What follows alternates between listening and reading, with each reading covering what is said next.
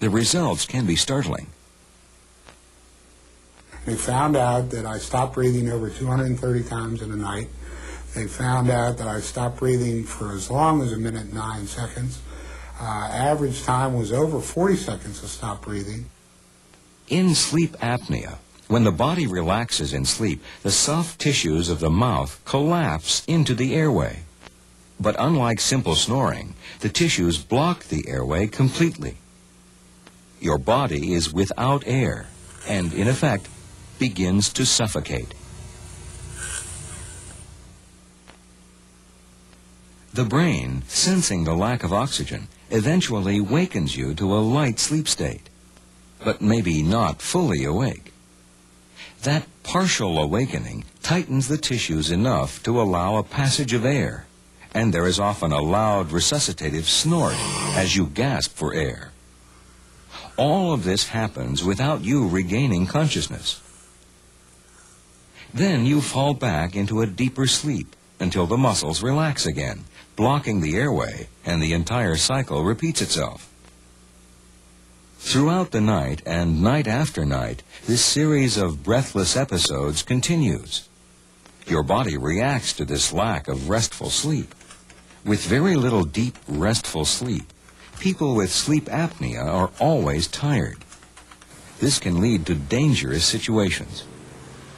Because you can literally fall asleep in seconds, as a motorist, you're a constant danger to yourself and others. You're 7 times more likely to have a fatal auto accident than a normal driver. In addition, your apnea makes your heart work harder. At night, your body may go 60, 70 seconds or more without breathing. Your blood oxygen level can drop to 70% or lower. Normal people, holding their breath as long as humanly possible, cannot get their blood oxygen level below 90%. The strain on your heart can contribute to high blood pressure, irregular heartbeat, and to irreversible heart disease that continues even after the snoring has been cured. Stroke is more likely as well. This is why it's best to solve the problem before these other conditions get out of control. Mark O'Hara's apnea was cured with surgery called uvulopalatal pharyngoplasty, or UPPP, an operation in which the excess tissues in the back of the mouth and throat are tightened up so they don't interfere with breathing.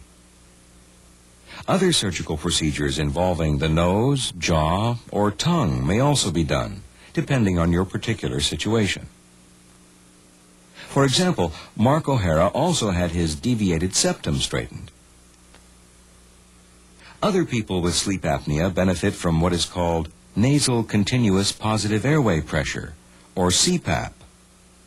A mask is worn during sleep. It is connected to an air compressor, which forces air into the throat, preventing it from collapsing. For some people with mild sleep apnea, mood-elevating medication may be useful. In life-threatening situations that cannot be otherwise treated, a surgical procedure called a tracheotomy may provide the most benefit. A hole is cut in the windpipe so air can bypass the obstructed upper airway. A single treatment for sleep apnea is not always successful. Often a combination of methods is required. Remember, snoring is a serious matter. It can be disruptive to your personal and professional life, and it may be a sign of the potentially life-threatening condition called sleep apnea. Fortunately, there are many treatments available, both for the snorer and the person with sleep apnea.